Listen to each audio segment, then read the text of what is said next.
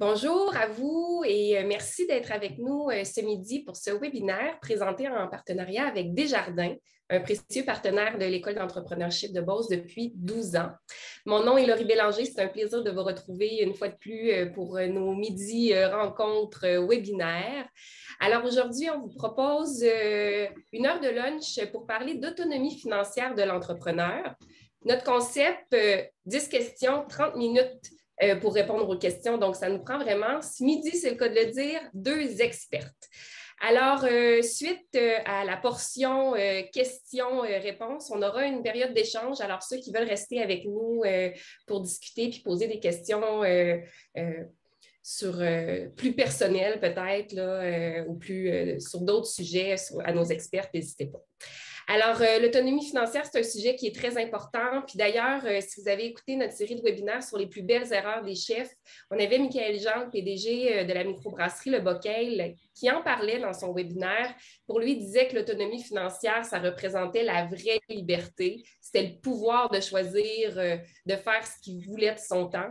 Alors, pour parler de ce sujet fort intéressant, ça me fait plaisir d'introduire mes 2 invités aujourd'hui. D'abord, Caroline Marion, qui est gestionnaire fiduciaire dans l'équipe des services fiduciaires aux particuliers chez Desjardins Gestion de patrimoine, et Sophie Sylvain, qui est conseillère principale stratégie d'affaires également chez Desjardins Gestion de patrimoine. Bonjour, mesdames. Merci d'être avec nous. Bonjour Laurie, bonjour tout le monde. Avant de débuter, ce serait le fun qu'on prenne un petit instant pour vous présenter. Je ne sais pas si Caroline, tu veux commencer, nous parler de toi, de ton parcours, ton expertise. Bien, je peux bien faire ça, certainement. Alors, moi, je suis notaire fiscaliste et planificatrice financière depuis maintenant 22 ans. Et j'ai toujours travaillé, dans le fond, au niveau des services fiduciaires aux particuliers, que ce soit présentement chez Fiducie Desjardins, mais aussi dans d'autres institutions, règlement de succession, administration de fiducie, testamentaire ou entre-vifs, déclaration de revenus des particuliers. Mon expertise est beaucoup dans l'impôt au décès, mais tout ce qui touche justement les notions d'autonomie financière, c'est des choses qui m'ont toujours intéressée, ce qui est littératie financière également. J'ai eu l'occasion de participer comme mentor à l'Institut québécois de planification financière, à créer du contenu pour les planificateurs financiers, pour la clientèle, dans mes travaux également, dans mon rôle actuel. J'ai un rôle de développeur pour nos services fiduciaires, donc d'expliquer, de concrétiser, de rendre plus limpide pour les gens qui nous entourent, le type de travail qu'on peut faire, puis comment on peut aider les gens justement à atteindre une certaine autonomie financière, puis à planifier par la suite la transmission de ce beau patrimoine-là qu'on va avoir accumulé. Merci. Sophie, pour toi, quel est ton parcours? Oui, de mon côté, ça fait plus de 20 ans que je suis chez Desjardins. Je suis planificatrice financière également. Et dans mon parcours, j'ai été amenée à faire mieux connaître tout ce qui touche certaines notions de planification financière, donc en même temps reliées aux notions d'autonomie financière, à tout un éventail de clientèle et là, plus spécifiquement depuis les dernières années, à la gestion de patrimoine, donc avec des situations qu'on peut appeler un peu plus complexes, entre autres là, quand on jase avec des entrepreneurs. Bien, merci d'être avec nous ce midi. Bien heureuse de faire ça avec vous. Desjardins est un partenaire précieux de l'école depuis ses tout débuts. Alors, pour ceux qui sont avec nous, qui se joignent à nous, je vois qu'il y a quand même du monde qui continue à arriver. On a demandé aujourd'hui à la cohorte C21 Élite de se prêter au jeu. Et on a donc choisi les 10 questions de la cohorte de nos entrepreneurs athlètes qu'ils se posent sur l'autonomie financière. Alors, si vous êtes prêtes, mesdames, on commence. Absolument. Avec le top 10 des questions. Super. Alors, la première question nous vient de Geneviève Oglemen, de Oglemen Media. Elle nous demande, est-ce qu'il y a une définition de l'autonomie financière ou est-ce que c'est notre propre définition qu'on se fait? En fait, j'ai adoré cette question-là parce que moi, à ma connaissance, il n'y en a pas de définition d'autonomie financière. Je pense effectivement que c'est une définition qu'on se fait nous-mêmes. Mais si j'y allais avec la mienne, je vous dirais que d'autonomie financière, c'est le moment à partir duquel j'ai plus besoin de travailler pour subvenir à mon train de vie, à mon coût de vie. Donc, j'ai accumulé suffisamment d'actifs ou de patrimoine pour que ça ne soit plus nécessaire. Ça ne veut pas dire que ça ne me tente plus de le faire, mais que ça ne soit plus nécessaire de travailler pour continuer à assumer mon train de vie jusqu'à mon décès. Et conséquemment, cette définition-là ou ces valeurs-là qui sont nécessaires à atteindre cette autonomie financière, bien, elles varient vraiment d'une personne à l'autre parce qu'on n'a pas tous les mêmes besoins, on n'a pas tous les mêmes défis, on n'a pas tous les mêmes dépenses. Donc, puis on n'est pas tous rendus à la même place dans la vie non plus. Si je prends un entrepreneur célibataire qui a, dans le fond, qui a bâti son entreprise, puis qui, dans le fond, la chose qu'il aime le plus faire au monde, c'est d'aller pêcher, ben, peut-être qu'il n'aura pas besoin d'autant d'argent que l'autre entrepreneur qui est en début de famille, qui a eu 3 enfants, qui a l'intention de faire poursuivre des études à ces enfants-là, qui par ailleurs a à subvenir aux besoins de ses parents qui sont en difficulté financière. Donc, pour toutes sortes de raisons, ce deuxième entrepreneur aura probablement besoin d'un capital plus important pour considérer qu'il a atteint un niveau d'autonomie financière qui le rend capable, dans le fond, de ne pas être obligé de travailler pour pouvoir subvenir à ses besoins. Puis si je peux ajouter mon petit grain de sel là-dessus, bien, en fait, pour le déterminer pour nous-mêmes, c'est quoi notre définition, la déterminer, cette définition-là d'autonomie financière, mais un bon indice, c'est de pouvoir débuter une planification financière qui va nous donner une vue complète, autant de notre situation entrepreneuriale que personnelle, et la mise en commun du patrimoine accumulé, ça nous donne une vue sur la nature des actifs qu'on détient, de même que possiblement les sources de revenus qui vont être nécessaires et qui vont alimenter cette autonomie financière-là. Puis, si je peux juste conclure là-dessus, c'est que l'autonomie financière, en fait, c'est aussi d'avoir une relation saine avec l'argent. C'est pas l'autonomie financière, ce n'est pas d'avoir accumulé le plus d'argent possible, c'est d'être à l'aise avec ce qu'on a accumulé, puis que ça puisse bien desservir nos besoins là, qui sont prioritaires. Merci, mesdames. Pas dire mieux, Sophie. Merci beaucoup. On continue avec une question de Sylvain Latour de Gestimaction qui nous demande comment arrimer autonomie et croissance ensemble. Ça aussi, toutes les questions sont bonnes, fait que je vais arrêter de dire ça. Ça aussi, c'est une belle question. Je les ai toutes vraiment aimées parce qu'ils nous amènent à des endroits complètement différents. Première des choses, pour moi, c'est des vases communicants. L'autonomie financière puis la croissance au niveau d'une entreprise. Ce qui est certain, par contre, c'est qu'il ne faut pas toujours penser que la croissance de notre entreprise va relever juste de nous. Je disais à Sophie en préparation à cet atelier-là que, à mon avis, la croissance d'une entreprise, jusqu'à un certain point, elle appartient à l'entrepreneur qui a créé l'entreprise. Mais après ça, il faut envisager le transfert éventuel. Puis peut-être que la croissance va venir avec ça, c'est-à-dire avec des investissements de d'autres parties qui veulent s'impliquer dans l'entreprise. Ça peut être des employés clés, ça peut être les enfants de l'entrepreneur, ça peut être... Mais que cette croissance-là vienne d'ailleurs que juste de la personne qui a créé l'entreprise, qui a créé le mouvement de ce côté-là. Et à ce moment-là, bien, ça devient plus facile d'arrimer les deux parce que je peux considérer vraiment juste mon autonomie financière comme individu et la croissance de mon entreprise, je peux la laisser à deux ou à 3 autres personnes en même temps, de façon à ce que je n'ai pas besoin de tout mon capital personnel pour assurer cette croissance-là. Donc, c'est de garder un équilibre, puis c'est pas évident parce qu'on le sait, la priorité habituellement, c'est de toujours vouloir probablement réinvestir, amener l'entreprise encore plus loin. Donc, en étant accompagné là-dedans aussi, bien, ça vient remettre en perspective, OK, pour garder cet équilibre-là, d'obtenir une certaine autonomie, mais de ne pas avoir toutes mes billes à la même place, c'est ça qui fait qu'on réussit à avoir les deux, là, autonomie et croissance. Puis j'aimerais rajouter, parce que Sophie, ça m'a fait penser à quelque chose que tu viens de dire. Une des choses qu'on fait souvent comme j'allais dire, erreur, mais disons qu'on réfléchit souvent, c'est d'essayer d'optimiser la fiscalité de ce qu'on fait à un point tel qu'on s'empêche de vivre. Et ça, je trouve que ça va être important, puis je vais le rappeler souvent, la fiscalité, c'est un outil, c'est le fun de pouvoir rendre une transaction fiscalement efficace, mais il ne faut pas tout faire pour atteindre un but fiscal. Ce n'est pas la fin en soi de sauver de l'impôt. La fin en soi, c'est la croissance de mon entreprise, c'est d'être confortable aussi avec les stratégies qu'on me présente parce qu'il y a des multiples façons de sauver plus d'infos, plus d'impôts, mais dans ces façons-là, il y en a qui sont plus risquées que d'autres, il y en a qui amènent un inconfort parfois à l'entrepreneur au niveau de la disponibilité de son capital, de ses liquidités, de ce qui...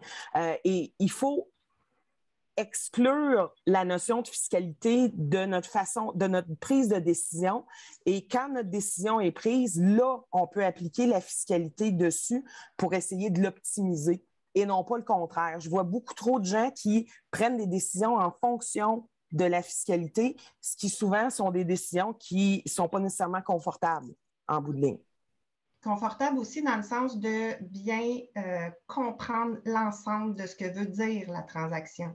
Oui. Parce que la fiscalité, c'est une spécialité, c'est une expertise en soi. Quand on ne baigne pas là-dedans tous les jours, il y a certaines notions qui peuvent nous échapper. Il y a certaines conséquences aussi aux décisions qui peuvent nous échapper. Donc, de jamais hésiter d'aller au-delà de l'explication, de demander, de poser des questions jusqu'à être certain d'avoir très bien saisi la nature des stratégies proposées. Effectivement, puis ça n'a pas besoin d'être complexe. Moi, je le dis souvent, là, la fiscalité, on peut rendre ça complexe, puis on peut faire exprès pour rendre ça complexe, mais ça n'a pas besoin de l'être. Donc, oui, vous avez le droit de comprendre ce qui est en train de se passer, puis vous avez le droit d'exiger de comprendre ce qu'on vous suggère comme stratégie. J'aurais le goût de rebondir parce qu'à l'école, je pense que c'est un des éléments, je ne suis pas certaine de la façon de bien le nommer, mais quelque chose d'un peu qui peut être lourd pour les entrepreneurs parce que c'est des experts de leur domaine, sont bons dans ce qu'ils font, mais parfois la comptabilité, les chiffres, les finances, chacun son expertise, fait que bien s'entourer, c'est super important. Oui. Merci, mesdames. Absolument. Prochaine question nous vient de Sébastien Gauthier, des Résidences des bâtisseurs. Il nous demande comment s'assurer que les autres générations vont pouvoir bénéficier d'autonomie financière, que l'autonomie financière pourra survivre en quelque sorte aux générations futures. La première des choses à dire sur ça, je dirais, c'est qu'il faut, pour que les générations suivantes puissent profiter d'une autonomie financière, il faut d'abord s'assurer que l'entrepreneur en a une. Parce qu'il faut d'abord que cette autonomie financière-là soit la nôtre avant d'envisager d'en transmettre une à quelqu'un d'autre. Et ça, je dis ça parce que c'est une erreur fréquente de la part des entrepreneurs de se dépêcher à geler, par exemple, la valeur de leur entreprise pour faire profiter d'une plus-value future à leur progéniture, mais j'ai vu plein de fois où on est obligé de retourner de bord puis de revirer de bord parce que c'est encore l'entrepreneur qui a travaillé pour la croissance, puis il se retrouve dans une situation où il a rendu ses enfants plus riches que lui ou qu'elle. On ne veut pas arriver à cette situation-là trop souvent. Il y en a pour qui c'est ça qu'ils souhaitent, mais dans la majorité des cas, ce n'est pas ça qu'on veut. Donc, ce n'est pas nécessaire de faire ça trop rapidement. L'autre chose, ça va être vraiment pour que les générations suivantes atteignent ou bénéficient d'une autonomie financière, ça passe par la littératie financière très jeune, ça passe par une instruction, une éducation aux affaires financières aussitôt que possible. C'est pas le cursus du ministère de l'Éducation qui nous amène à avoir une éducation financière adéquate. Il y a beaucoup trop de gens qui entrent sur le marché du travail ou qui démarrent une entreprise et qui n'ont pas les connaissances de base dont il y aurait besoin pour avancer au niveau de l'autonomie financière.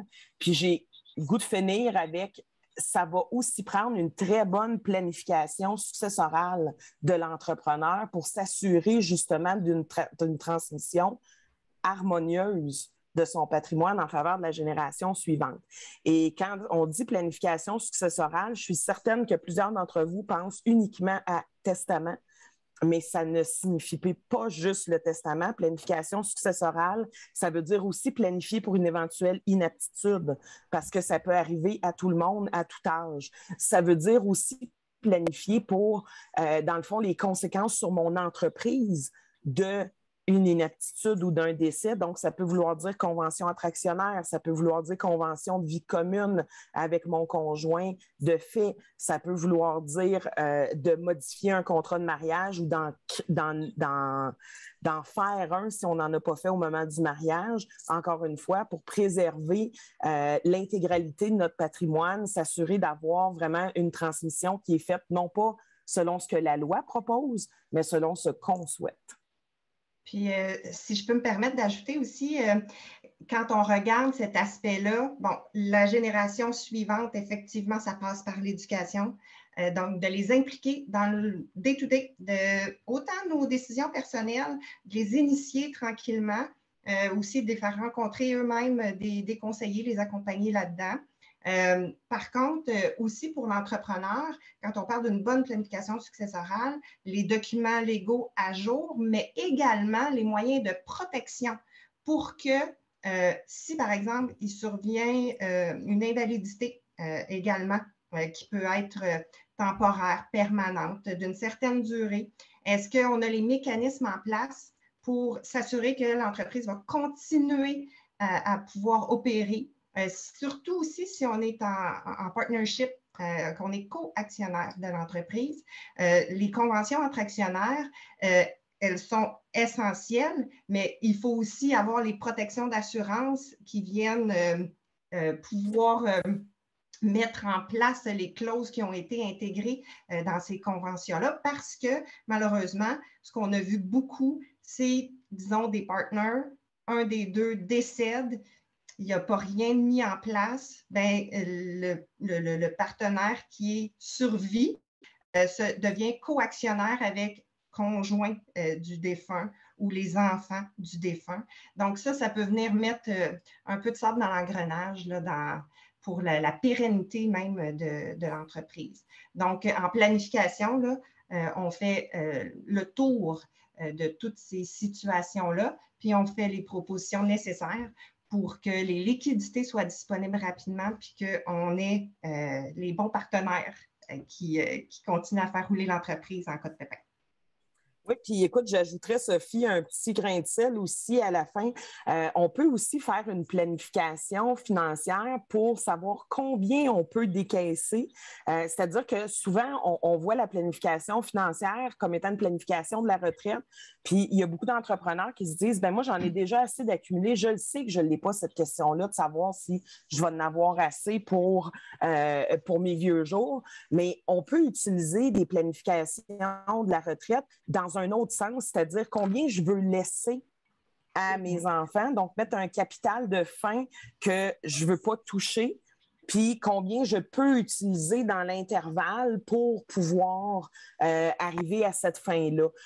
On peut aussi envisager de faire des dons du vivant à nos enfants quand on a les moyens de le faire, quand on a l'autonomie financière suffisante pour le faire. Des fois, ça l'aide beaucoup plus les enfants quand on les aide quand ils sont en démarrage de vie ou de patrimoine.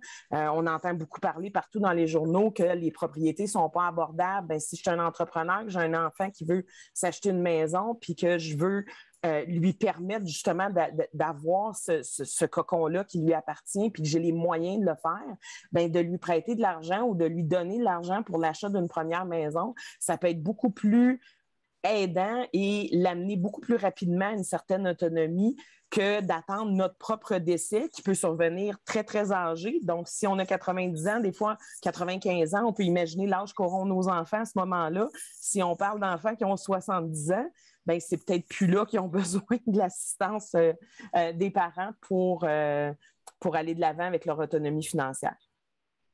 Merci, mesdames. On continue avec une question de Stéphane Slogard, de Slogard Jury Conseil.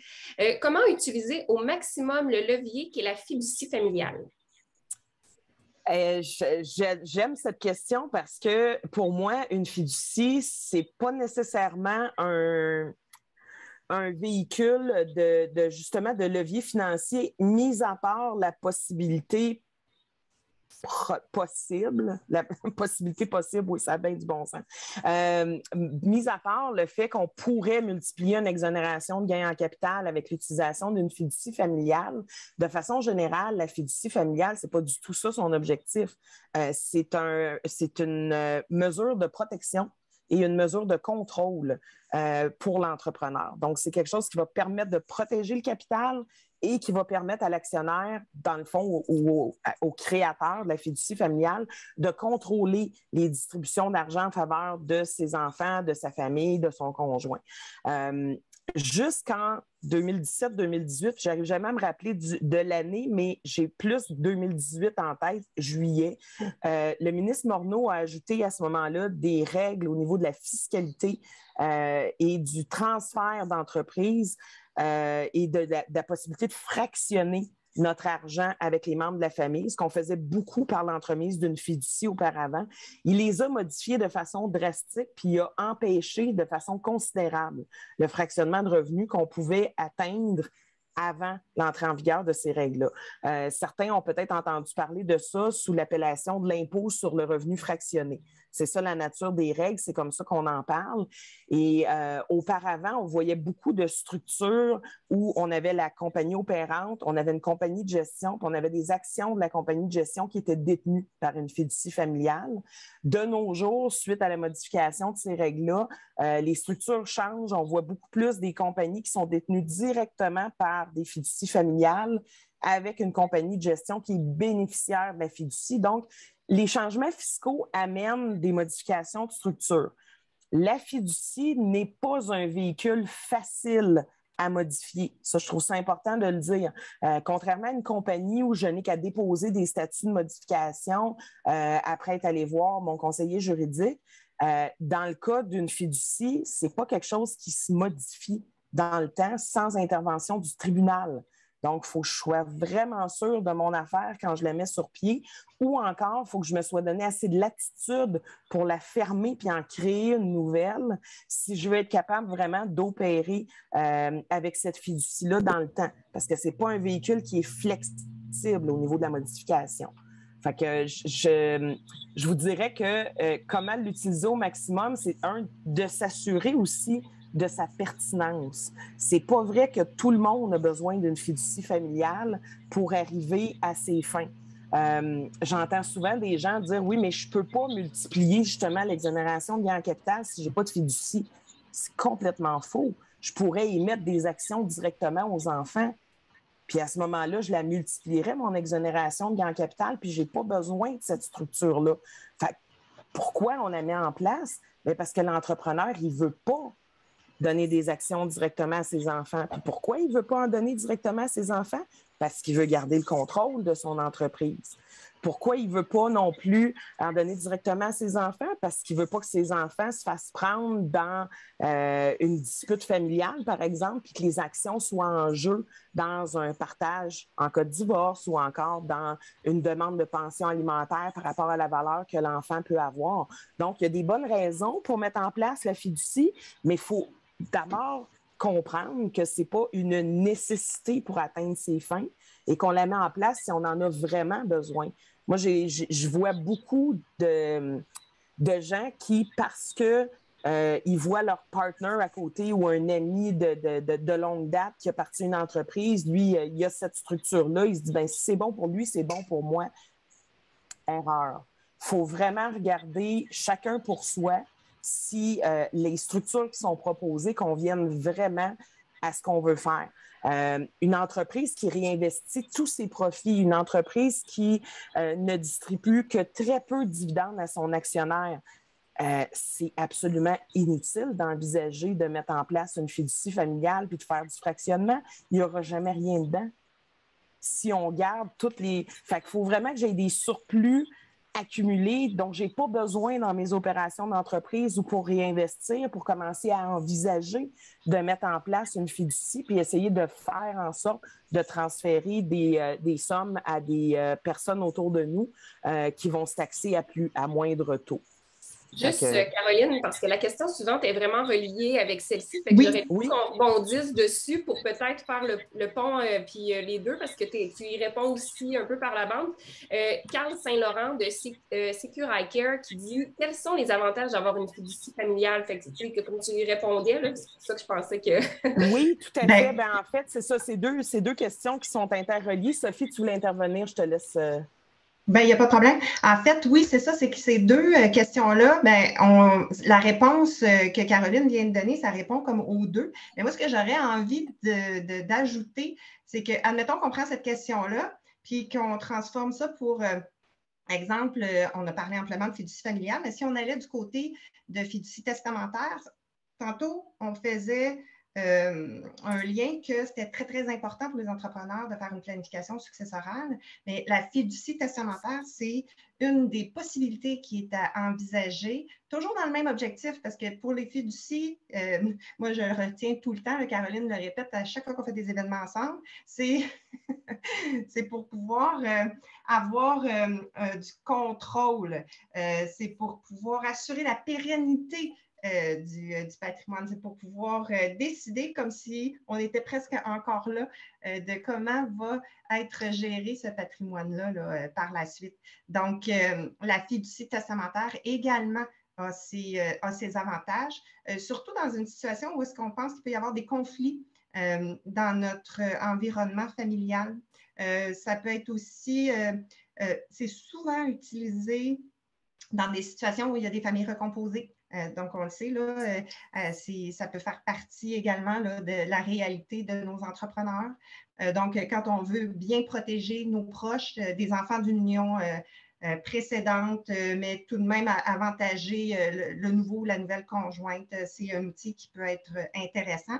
Mais c'est aussi pour, si on a peur à la maturité financière, on parle d'autonomie financière depuis le début, mais si on a peur à la maturité financière à qui on lègue notre patrimoine, la fiducie testamentaire a toute sa place. Merci, mesdames. Laurie, si tu me permets, je vais juste ajouter, pour répéter une dernière fois, que la fiducie, c'est vraiment un véhicule de contrôle ou de protection et c'est ça qu'il faut rechercher comme besoin de la part de l'entrepreneur pour commencer à l'envisager.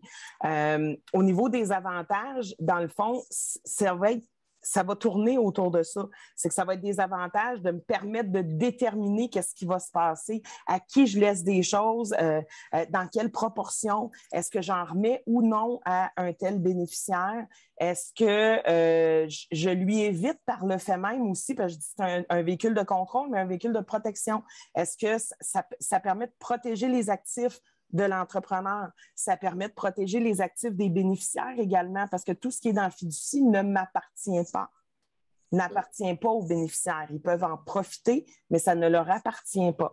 Donc, c'est vraiment ça c'est vraiment ce à quoi ça sert. Il y a déjà eu des avantages fiscaux à détenir une fiducie.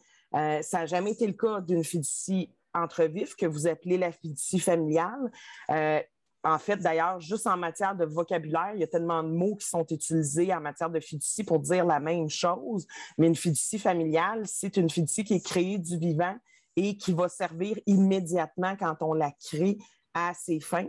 Alors qu'une fiducie testamentaire, comme le disait Sophie, elle est créée dans mon testament. Si je change mon testament, elle n'a jamais existé. Si je décède, elle commence à exister si elle est dans mon testament. Donc, pour toutes ces raisons-là, il y a des avantages au niveau protection et contrôle, mais il n'y a plus d'avantages fiscaux, même pour les fiducies testamentaires. Donc, il ne faut plus envisager ça d'un point de vue fiscal. Puis je le disais tantôt, la multiplication de l'exonération du gain en capital, c'est souvent quelque chose qui est vu comme étant un avantage de la fiducie testamentaire. Pas du tout. Je pourrais avoir ça même si je n'avais pas de fiducie. Donc, la fiducie, elle me sert à quoi? Elle me sert à contrôler cette multiplication de l'exonération du gain en capital et c'est ça son avantage. Merci. Quelle est la meilleure stratégie pour transférer les actions à nos enfants dans une relève d'entreprise familiale? La question vient de Catherine Moreau de Milibet. Deux angles différents pour répondre à cette question-là. Premier angle, au niveau fiscal, généralement, la meilleure stratégie, c'est de procéder à un gel successoral.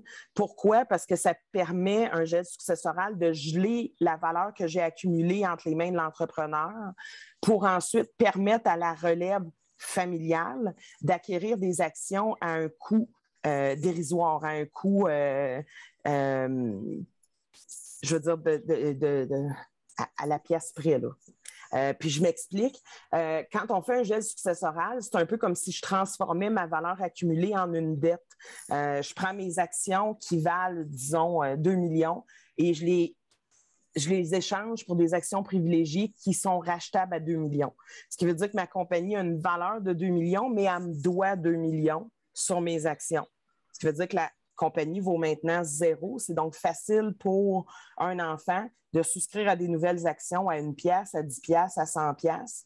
Et toute la plus-value future sur ces actions-là va appartenir à mes enfants. Donc, moi, je garde mon déjà gagné, puis mes enfants auront la suite. Le fruit de leurs efforts dans l'entreprise. Donc, ça part par, généralement, un gel successoral. Au niveau fiscal, toujours, on a des avantages qui s'en viennent. C'est-à-dire que depuis longtemps, on dit que c'est malheureux, mais c'est comme ça. La fiscalité favorise les transferts externes. C'est plus facile d'aller chercher son exonération de gain en capital si je vends à un tiers que je ne connais pas, à un parfait étranger. Très difficile d'aller la chercher dans un contexte où c'est mon enfant qui rachète mon entreprise. Mais ces règles-là sont en train de changer. C'est déjà le cas au Québec. Le fédéral, il y a des règles qui sont sur la table, mais qui restent à préciser par le ministère du Revenu, le ministère des Finances. Donc, je ne peux pas vous dire avec une certitude absolue qu'au moment où on se parle, c'est possible de le faire facilement au niveau fédéral, mais ça s'en vient. Donc, d'ici les prochains mois, d'ici la prochaine année, on est assuré de ne pas avoir de nouvelles élections pour un certain temps au niveau fédéral. Donc, ça devrait découler dans les prochains mois, la prochaine année, des règles qui sont plus claires, qui sont définies par le fédéral. Puis là, on pourra affirmer que c'est maintenant possible de transférer à la famille les actions.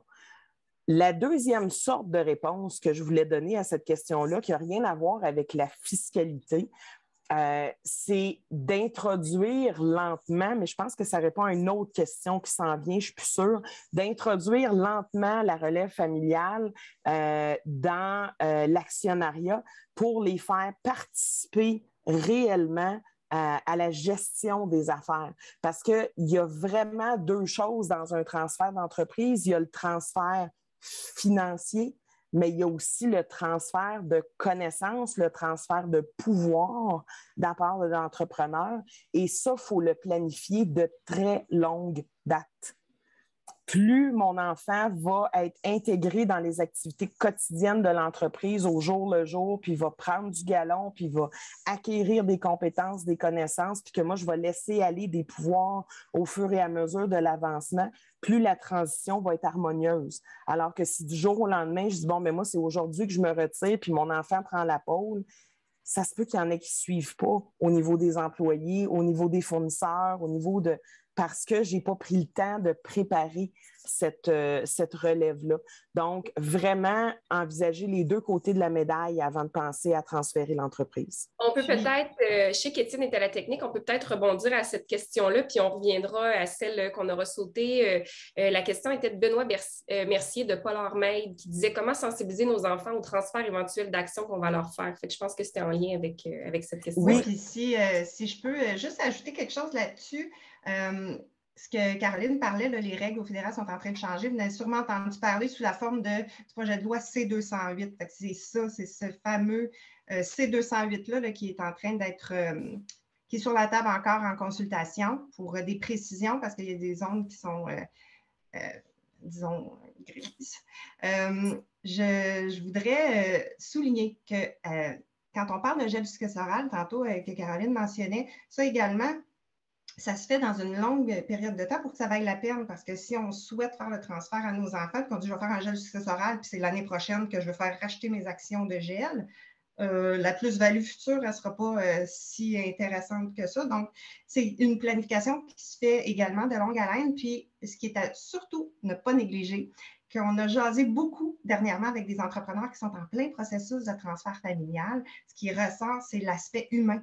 L'aspect humain, c'est ce qui va prendre plus de la moitié des efforts de l'entrepreneur parce qu'il peut avoir des discussions sensibles à avoir avec certains des enfants. Égalité ne veut pas dire équité non plus sur certaines questions sensibles financières. Il y a des enfants qui vont s'impliquer, il y en a d'autres qui ne s'impliqueront pas dans l'entreprise. Je fais quoi dans cette situation-là? Donc, cet accompagnement-là sur les aspects humains, là, ça va prendre une grosse partie des efforts de l'entrepreneur versus le côté fiscal, financier qui, une fois qu'on l'a compris, qu'on a fait nos choix, ça se règle relativement sur une période X, tandis que ça va être en continu, tous ces aspects humains-là, avec nos fournisseurs, avec les employés à l'interne, comment on communique nos choix pour dire qui prend la relève. Fait que ça, c'est vraiment un enjeu qui est ressorti énormément. Vraiment un bon point, Sophie. Fait que le temps file, alors je continue, je reviens en arrière pour Étienne qui nous supporte à la technique. La question nous vient de Mélanie Roy de Atelier de soudure Gilles Roy. La question est comment distinguer l'individu de l'entreprise en termes d'autonomie financière? Je pense que tu appelais ça aussi des vases communicants, Caroline. Oui, hein? En fait, c'est vraiment des choses différentes, mais ce que je pense qu'il est nécessaire de dire à ce point-ci, c'est que c'est important que ça ne soit jamais tout dans le même panier. C'est vraiment essentiel qu'il y ait la construction d'un patrimoine personnel de l'entrepreneur. Et ça vient jouer, dans le fond, dans toute la notion de ma rémunération comme entrepreneur. À partir du moment où j'ai incorporé mon entreprise, j'ai souvent la possibilité de faire une différence entre est-ce que je me verse du salaire ou je me verse du dividende.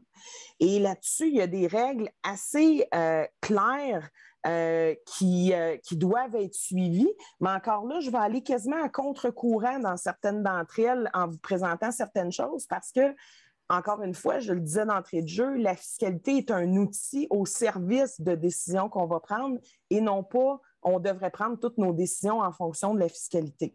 Et donc, conséquemment, oui, ça peut être intéressant de reporter l'impôt à l'infini dans ma compagnie en laissant toujours l'argent dedans, en ne versant jamais de salaire, en ne versant jamais de dividendes, puis en profitant éventuellement de ça. La difficulté, par contre, de ça, c'est que ça se peut que je me retrouve à payer des montants d'impôts énorme, que ce soit au moment du décès ou que ce soit au moment d'un retrait nécessaire pour l'achat un bien qui m'intéresse. Si, par exemple, j'envisage l'achat d'une résidence secondaire, si je n'ai jamais bâti mon patrimoine à côté de mon entreprise pour pouvoir acheter cette résidence secondaire-là, puis que les liquidités doivent provenir de mon entreprise pour l'achat, bien, nécessairement sortir les liquidités de mon entreprise d'un coup, ça va être un gros dividende, puis un gros dividende qui est taxable. Et donc, je vais être obligée d'en sortir encore plus de l'entreprise pour que net d'impôts, j'en aie assez pour acheter le chalet de mes rêves, par exemple. Donc, c'est vraiment essentiel de garder un équilibre entre ces deux choses-là et même à la limite, contrairement à une croyance populaire, c'est même peut-être des fois intéressant de sortir de l'argent de la compagnie, de se taxer dessus pour ensuite le remettre dans la compagnie si on n'en a pas besoin personnellement. Pourquoi? Parce que ça me permet d'étaler mon imposition dans le temps de le faire comme ça. Mais au niveau des critères, si je reviens aux critères salaire-dividende, je vous dirais que la première des choses qui est souvent répétée, c'est que normalement, si mes revenus d'entreprise, mes revenus nets, donc revenus moins dépenses, mon profit, si on veut, d'entreprise excède 500 000 $ dans une année, je devrais, tout ce qui excède le 500 000 $, je devrais me le verser comme actionnaire à titre de salaire. Ce qui peut vouloir dire des fois des salaires de 400, 500, 600 000 $. ça se peut.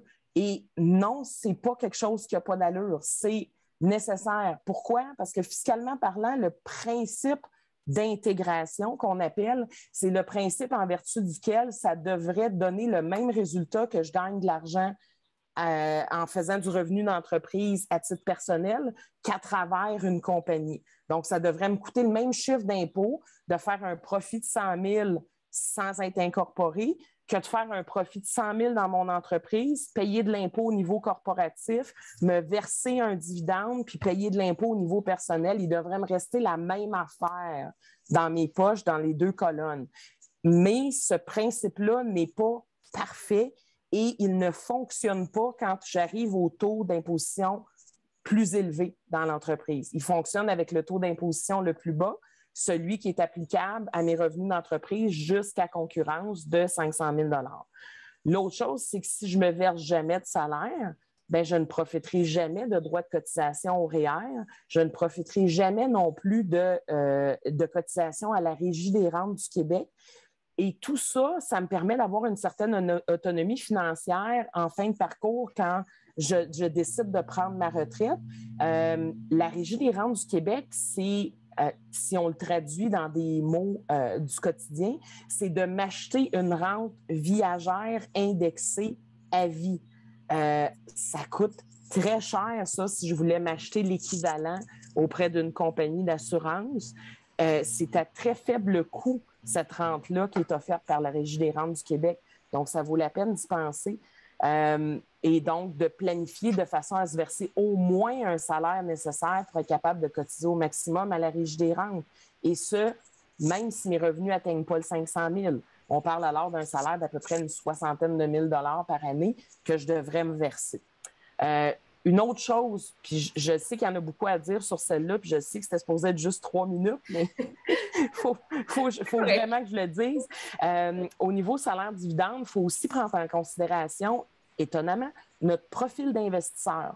Donc, est-ce que je suis un investisseur qui est audacieux? Est-ce que je suis prête à avoir un gros pourcentage de mes investissements qui sont en actions, en fonds et qui sont sur les marchés et qui sont volatiles aussi, là. Donc, mon portefeuille se promène comme ça, surtout ces temps-ci, à la bourse. Exact. Ou est-ce que je suis plutôt un investisseur qui souhaite avoir un profil plus équilibré, donc avec peut-être moins de profit, mais moins de baisse aussi? Ou est-ce que je suis au contraire un investisseur qui est très conservateur? Mon risque, je suis prêt à le prendre dans l'entreprise, mais c'est pas vrai que le déjà gagné, j'ai envie de le risquer à nouveau.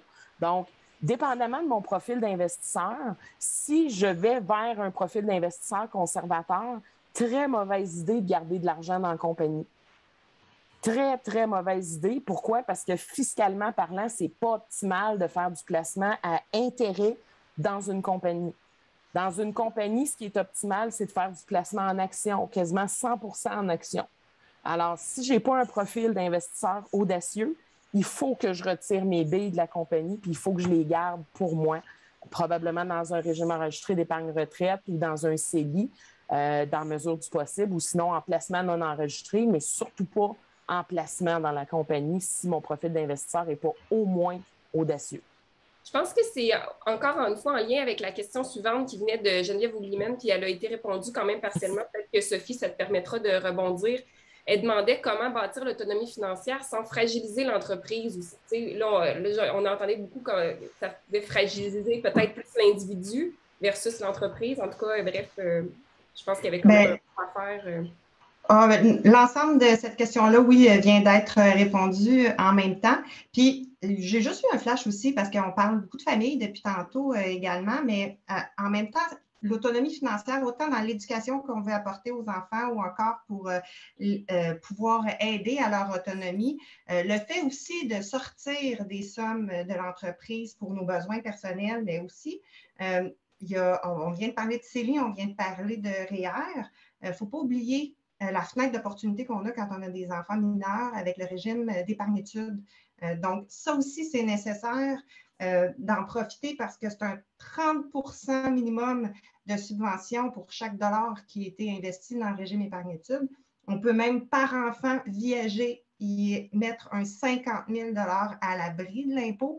Fait que ça aussi, c'est une autre façon de fractionner aussi les revenus parmi les membres de la famille. Et c'est une belle façon d'aider à leur autonomie aussi à partir du moment où ils sont rendus aux études. C'est très flexible, même s'ils ne vont pas aux études. Il y a plusieurs façons de récupérer nos billes. Donc, je ne voudrais pas passer sous silence ce véhicule-là. Est-ce que vous êtes prête pour la dernière question? Oui, Bien sûr. La dernière question vient de Mélanie Roy, encore une fois, d'Atelier de soudure Gilles Leroy, qui demande comment éviter de mettre nos biens personnels en garantie lors de cautionnement ou de prêt ou une autre activité financière dans notre entreprise.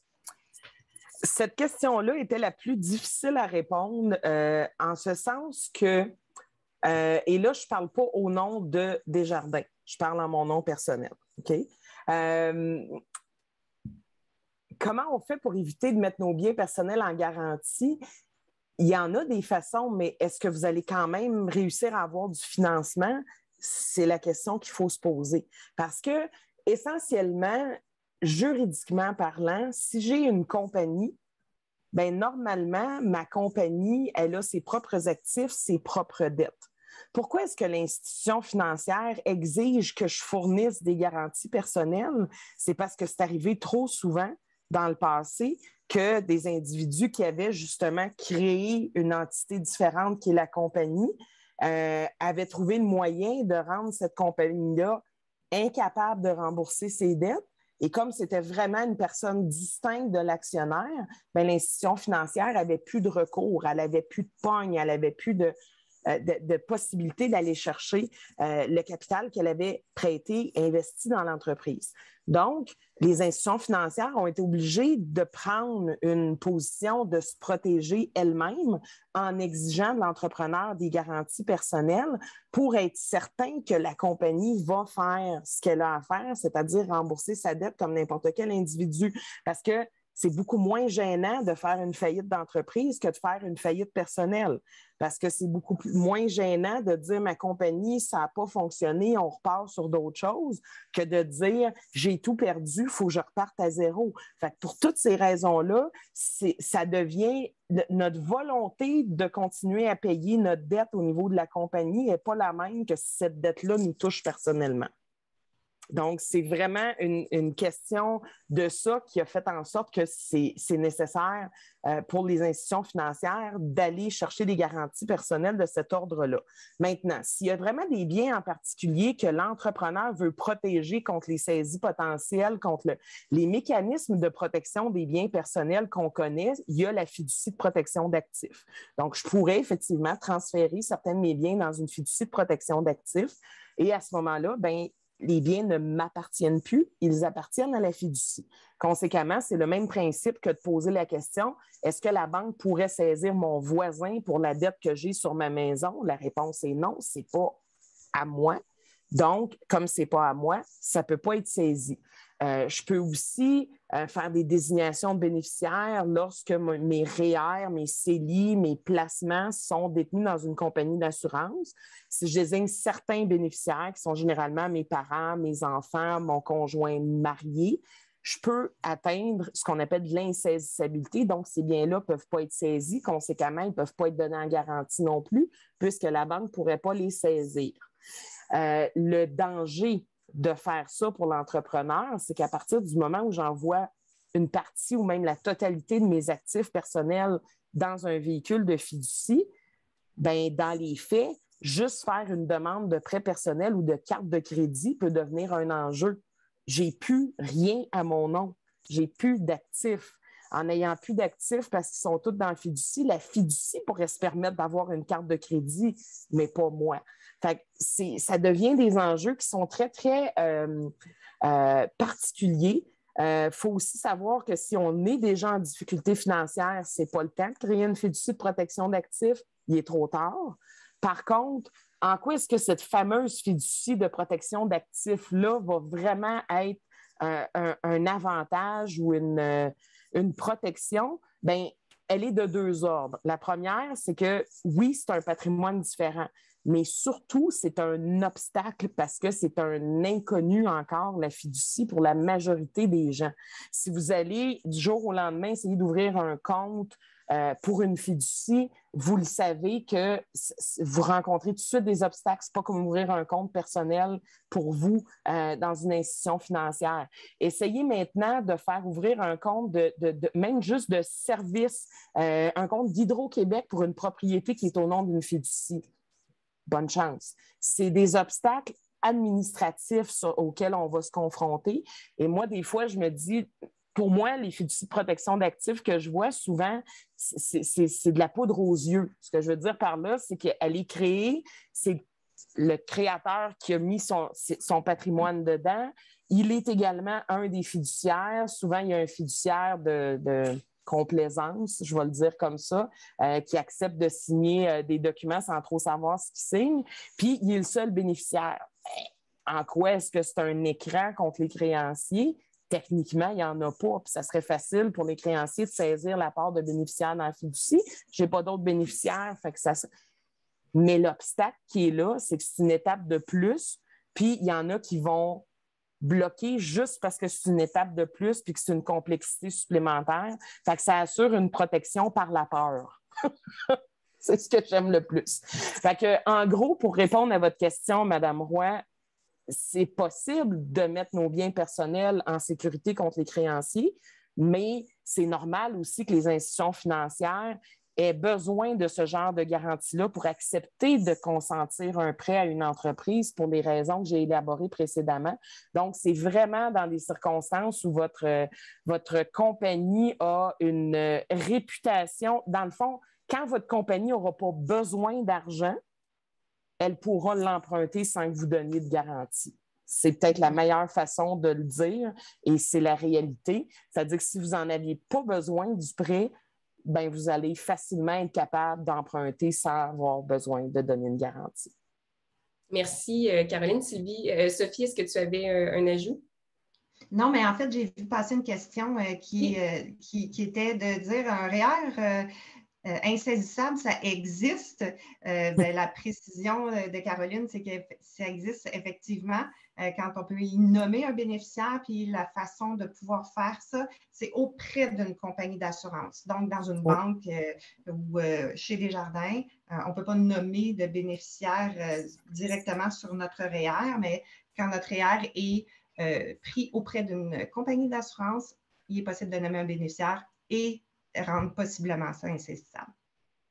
Merci beaucoup, mesdames. Je voudrais juste, en fait, comme il y en a on a quand même étiré un petit peu, je voudrais juste remercier ceux qui ont été avec nous. Puis je comprends que c'est un sujet dont on pourrait parler encore longtemps. Fait que ceux qui ont envie de rester avec nous pour la suite, on va répondre aux questions. Si vous avez des questions, vous pouvez les écrire dans le chat et nos expertes, avec plaisir, pourront y répondre. Là, on a encore quelques minutes avec nous. Fait que je voulais juste vous remercier d'avoir été là, puis remercier Desjardins pour la précieuse collaboration pour ce webinaire-là sur l'autonomie financière de l'entrepreneur. Alors, merci beaucoup. Puis, je vous laisse continuer. Puis, s'il y en a qui ont des questions, écrivez-les dans le chat, puis on pourra même activer votre micro si vous êtes partant pour les adresser en direct. Certainement. En fait, je veux juste continuer sur le fait que oui, ça peut être possible de rendre un REER insaisissable, comme on l'a dit, mais il y a un coût à ça. Parce que les produits d'assurance qui vont, dans le fond, avoir une allure semblable aux produits que je vais acheter dans ma banque. Donc, souvent, quand je vais prendre un REER au niveau de mon institution financière, au niveau de Desjardins, je vais avoir des placements qui sont comme des certificats de dépôt, des certificats de placement garantis. Je peux avoir des unités de fonds communs de placement. La compagnie d'assurance peut me donner un équivalent mais les frais de gestion rattachés à ce produit-là sont de beaucoup plus élevés que ceux qui sont dans l'institution financière traditionnelle. Donc, cette protection-là d'insaisissabilité a un coût. C'est juste ça que je veux dire au niveau financier. Je vais avoir moins de rendement parce que les frais de gestion des placements que j'ai dans mon REER vont coûter plus cher. Par ailleurs, voyons, je l'ai oublié. Je l'ai mangé. C'est pas grave. J'ai une question de France Pellerin. Je ne sais pas si France, oui? vous voulez activer votre micro si vous êtes toujours là. Oui? Super. Bonjour France. Oui, bonjour. Bonjour. On vous entend. Vous pouvez poser votre question. Oui, alors je voudrais savoir dans quel contexte vous pouvez recommander ou ce serait approprié de prendre un bon testimonial, ce qu'on appelle un estate bond. Je veux juste m'assurer de bien comprendre, parce que j'ai jamais entendu cette expression-là comme ça, mais j'ai déjà entendu l'expression de bon testamentaire dans un contexte d'assurance, c'est-à-dire de prendre une assurance au niveau d'une société pour faire en sorte qu'on multiplie, dans le fond, la valeur après notre décès de ce qui va revenir, dans le fond, à des générations futures. Est-ce que c'est de ça qu'on parle? Oui, c'est de ça qu'on parle. Il devrait supposément y avoir un avantage au niveau de fiscalité aussi. Quand on sait qu'on a une somme d'argent à léguer, qu'on n'aura pas besoin de notre vivant, qu'on le sait assez longtemps avant. Oui, bien, en fait, rapidement, c'est ça. Ça me prend un surplus de liquidité à l'intérieur d'une société. Donc, vraiment de l'argent dont je n'aurai jamais besoin, ni pour la société, ni pour moi personnellement. J'ai un surplus de liquidité. Et essentiellement, ce que je vais faire, c'est que je vais me servir de ce surplus de liquidité-là pour souscrire à un produit d'assurance qui va me permettre de verser une prime plus élevée que, dans le fond, le coût de l'assurance vie. Donc, il va y avoir une portion épargne dans la police d'assurance et essentiellement, le fait de transférer ces liquidités-là en prime dans cette police-là et dans le fond, que la police d'assurance ne paye qu'au moment du décès de l'entrepreneur, bien, tout ce qui provient d'un produit d'assurance est versé libre d'impôt dans la société. Libre d'impôt dans la société parce que nous autres aussi, là, si on achète une assurance personnellement, on va recevoir le produit d'assurance libre d'impôt. Puis par la suite, ça vient gonfler ce qu'on appelle le compte de dividende en capital de notre entreprise, c'est-à-dire la possibilité de sortir des argents de la société libre d'impôt. Or,